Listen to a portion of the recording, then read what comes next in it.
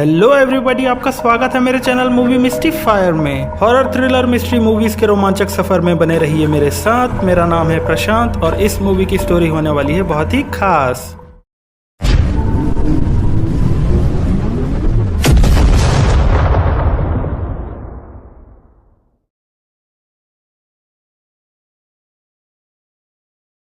इस मूवी का नाम है द कॉल और ये साउथ कोरिया की सबसे बेस्ट मूवीज में से एक है। शुरुआत में हम मूवी की लीड कैरेक्टर सोयोन को देखते हैं। सोयोन रास्ते पर पैदल चल रही होती है, तभी उसका दोस्त संघो वहां से गुजरता है और वो सोयोन को अपनी कार में बैठा लेता है। संघो एक स्ट्रॉबेरी फार्म का मालिक है और सोयोन का घर भी उसकी फार्म से कुछ ही दूरी पर है। वो घर जिसे उसके पिता ने मरने से पहले खरीदा था। सोयोन संघो को बताती है कि उसने अपना फोन कहीं खो दिया है और फिर वो संघो के फोन से अपने फोन पर कॉल करती है, लेकिन कॉल कोई नहीं उठाता। सोयोन के घर पर एक पुराना टेलीफोन रखा हुआ है। वो उसी से दोबारा अपने नंबर पर कॉल करती है तो एक लड़की फोन उठाती है, लेकिन वो लड़की फोन लौटाने के बदले में पैसे की मांग करती है और फोन कट कर देती है। कुछ देर बाद टेलीफोन बजता है और सोयोन फोन उठाती है। फोन पर कोई लड़की बात कर रही होती है। वो कहती है कि मेरी माँ ने मुझे घर के अंदर बंद कर रखा है और जब सोयोन उसे बताती है कि ये रॉन्ग नंबर है तो वो लड़की फोन कट कर देती है। यहाँ पर सीन कट हो जाता है और अगले सीन में हम सोयोन को हॉस्पिटल में देखते हैं, जहाँ पर डॉक्टर उसे ब्रेन सर्जरी के बारे में समझा रहा होता है। वहीं पर हम सोयोन की माँ को देखते हैं, उन्हें ब्रेन ट्यूमर है। सोयोन के पिता की मौत घर में आग लगने की वजह से जलकर हुई थी और इस बात के लिए सोयोन अपनी माँ को दोषी मानती है, क्योंकि उसे लगता है कि आग उनकी गलती की वजह से लगी थी। वो अपनी माँ से बदतमीजी से बात करती है और वहाँ से चली जाती है। वो घर पहुँचती है तो उसे एक कॉल आता है। कॉल उसी रॉन्ग नंबर से आता है, जिस पर एक लड़की कहती है कि मेरी माँ मुझे मार डालेगी, तुम जल्दी से मेरे घर आ जाओ। और वो सोयोन को वही पता बताती है जिस पते यानी कि घर पर सोयोन इस वक्त मौजूद है। सोयोन को लगता है कि कोई उसे परेशान कर रहा है। उसी रात जब सोयोन सो रही होती है तो उसे किसी चीज के गिरने की आवाज आती है और वो उठ जाती है। वो जाकर देखती है कि वहाँ पर एक तस्वीर गिरी हुई है, तो वो उस तस्वीर को वापस टांगने के लिए दीवार पर कील ठोकती है, लेकिन कील उस लकड़ी के दीवार के दूसरी तरफ गिर जाती है और सोयोन को शंका होती है कि जरूर इस दीवार के पीछे कुछ है। सोयोन उस दीवार को हथौड़े की मदद से तोड़ती है और देखती है कि वहाँ पर एक छुपा हुआ बेसमेंट है। वहाँ पर कुछ पुरानी और अजीब चीजें रखी हुई है और वहीं पर उसे एक पुरानी डायरी मिलती है जिसमें एक लड़की की तस्वीर होती है। अगली सुबह सोयोन वो तस्वीर संघो को दिखाती है। वो तस्वीर उस घर के पुराने मालिक की बेटी योंगसुक की होती है। 20 साल बीत चुके हैं, इसलिए संघो को भी उसके बारे में कुछ ठीक से याद नहीं है। सोयोन जब घर वापस आती है तो उसे फिर से कॉल आता है। सोयोन पूछती है कि कौन बोल रहा है। तभी हमें एक दृश्य दिखाया जाता है। एक औरत अपनी बेटी को घसीट कर ले जा रही होती है और उसे घर के बेसमेंट में जलाने की कोशिश करती है। तभी बचाव के दौरान वहां सीढ़ियों पर आग लग जाती है। वहीं दूसरी तरफ सोयोन को उस छिपे हुए बेसमेंट में से धुआं निकलता हुआ दिखाई देता है और सीढ़ियां जल रही होती है। अगली सुबह सोयोन को फिर से उसी लड़की का कॉल आता है और यहाँ पर हमें पता चलता है कि वो लड़की कोई और नहीं बल्कि योंगसुक है, जिसकी तस्वीर सोयोन को उस बेसमेंट में मिली थी। और योंगसुक द्वारा लगाया हुआ कॉल भविष्य में 20 साल आगे सोयोन को लग रहा है और सोयोन योंगसुक को इस बात का यकीन दिलाने के लिए इंटरनेट पर देखकर आज शाम होने वाली एक हवाई जहाज दुर्घटना के बारे में बताती है और उसी शाम योंगसुक टीवी पर उस दुर्घटना की न्यूज देखती है और फिर सोयोन को कॉल करती है। वो दोनों एक ही उम्र की हैं। उन दोनों में काफी बातें होती है। सोयोन उसे बताती है कि भविष्य की दुनिया में कितने बदलाव आए हैं। साथ ही उसे अपने घर पर हुई आग दुर्घटना के बारे में बताती है जिसमें उसके पिता की मौत हो गई थी। धीरे धीरे उन दोनों में गहरी दोस्ती हो जाती है और यहाँ पर सीन कट होता है। अगले सीन में हम देखते हैं कि एक परिवार योंगसुक का घर देखने आता है। वो परिवार कोई और नहीं बल्कि सोयोन का परिवार है। यहाँ पर योंगसुक सोयोन को पहली बार देखती है और उसका नाम सुनते ही सोयोन को कॉल करती है और उसे वहाँ पर हो रही बातें सुनाती है। सोयोन अपने पिता की आवाज सुनकर भावुक हो जाती है। फिर योंगसुक उससे कहती है, मैं सोच रही हूँ कि मैं तुम्हारे पिता को वापस जिंदा कर दूं। और अगली सुबह योंगसुक अपनी माँ से छुपते हुए सोयोन के घर की तरफ निकल जाती है और वहाँ पहुंचकर सोयोन के घर पर आग लगने से रोक देती है। दूसरी तरफ सोयोन के फोन की घंटी बजती है और उसके शरीर पर जो जले हुए के निशान थे वो भी गायब होने लगते हैं। धीरे धीरे बिल्कुल रहस्यमयी तरीके से सारी चीजें बदलने लगती हैं, मानो कोई चमत्कार हो रहा हो। और देखते ही देखते सब कुछ बदल जाता है। पूरा घर अब खूबसूरत हो चुका है। सोयोन भागकर बगीचे में जाती है और अपने पिता से मिलती है। उनसे मिलकर वो बहुत खुश होती है और फिर योंगसुक का शुक्रिया अदा करती है। सोयोन अपने परिवार को वापस पाकर बहुत खुश है, लेकिन वो अपनी नई जिंदगी में इतनी व्यस्त हो चुकी है कि वो योंगसुक को समय नहीं दे पा रही है। योंगसुक सोयोन को बहुत मिस कर रही है। काफी देर बाद सोयोन योंगसुक का कॉल उठाती है और उससे माफी मांगती है, लेकिन योंगसुक उस पर गुस्सा नहीं होती। उसी दौरान सोयोन को अजीब आवाजें सुनाई देती हैं और तभी फोन पर योंगसुक की माँ की आवाज सुनाई देती है। कौन हो तुम और योंगसुक से क्यों बात कर रही हो? अगर दोबारा कॉल किया तो तुम्हें छोड़ूंगी नहीं। उसके बाद हम योंगसुक की माँ को उस पर किसी तरह की तंत्र विद्या करते और उसे बुरी तरह से कष्ट पहुंचाते हुए देखते हैं और यहाँ पर उसकी माँ को एक अजीब दृश्य दिखाई देता है जिसमें योंगसुक के बदन पर खून लगा हुआ है और यहाँ पर सीन कट हो जाता है। अगले सीन में सोयोन एक बुरे सपने की वजह से नींद से जाग जाती है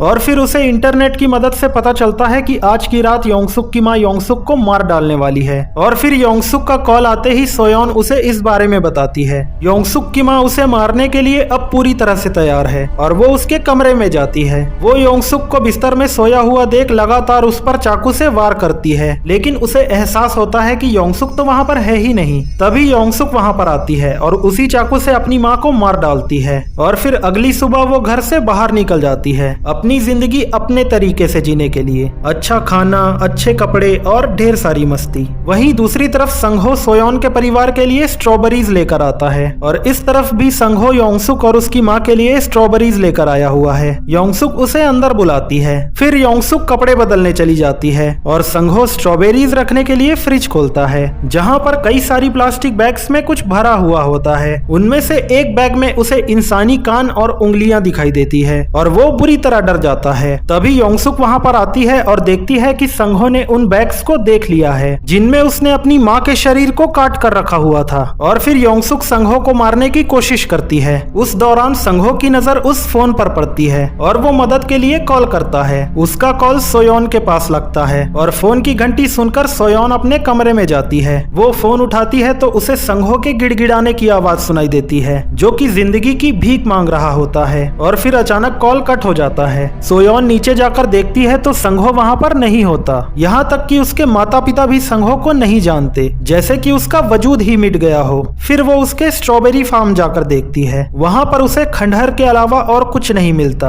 और सब कुछ बदल सा गया है। फिर वो पुलिस स्टेशन जाती है जहाँ पर उसे पता चलता है कि संघो सालों पहले मर चुका है। योंगसुक ने उसे और अपनी माँ को मार डाला। कुछ देर बाद योंगसुक सोयोन को कॉल करती है और सोयोन उसे इस बारे में बताती है। चूँकि उसने 2 लोगों का कत्ल किया है, उसे उम्र कैद की सजा होने वाली है। योंगसुक उससे पूछती है कि पुलिस मुझ तक कैसे पहुंची, लेकिन सोयोन उसे कुछ भी नहीं बताती। फिर योंगसुक उसके पिता की जान बचाने का हवाला देते हुए उससे मदद करने को कहती है, लेकिन सोयोन उसकी बात नहीं सुनती और कॉल कट कर देती है। योंगसुक बौखला जाती है और बार बार सोयोन को कॉल करती है, लेकिन सोयोन उसके कॉल का जवाब नहीं देती। तभी योंगसुक को दरवाजे पर दस्तक सुनाई देती है और वो जाकर देखती है कि सोयोन और उसके पिता वहाँ पर उसकी माँ से मिलने आए हुए हैं। वो उनसे कहती है कि उसकी माँ सो रही है और वो उन्हें अंदर बुलाती है। वहीं दूसरी तरफ सोयोन अपने पिता के साथ कार में होती है। उसके पिता उसे खामोश देखकर उसके चेहरे पर मुस्कान लाने के लिए उसे ड्राइविंग सिखाने लगते हैं। वहीं दूसरी तरफ योंगसुक सोयोन के पिता पर फायर एक्सटिंग्विशर से हमला कर देती है और इस तरफ सोयोन देखती है कि अचानक उसके पिता को कुछ होने लगा है। वो धीरे धीरे गायब हो जाते हैं और एक ही पल में सब कुछ बदल जाता है। फिर सोयोन भागकर वापस अपने घर जाती है जहाँ पर सब कुछ खंडहर हो चुका है और दूसरी तरफ योंगसुक ने सोयोन के पिता को मारने के बाद सोयोन को बंदी बना लिया है। कुछ देर बाद योंगसुक सोयोन को कॉल करती है और उसे धमकाते हुए कहती है कि अगर तूने पता नहीं लगाया कि पुलिस ने मेरे बारे में कैसे पता लगाया था तो मैं तुझे मार डालूंगी।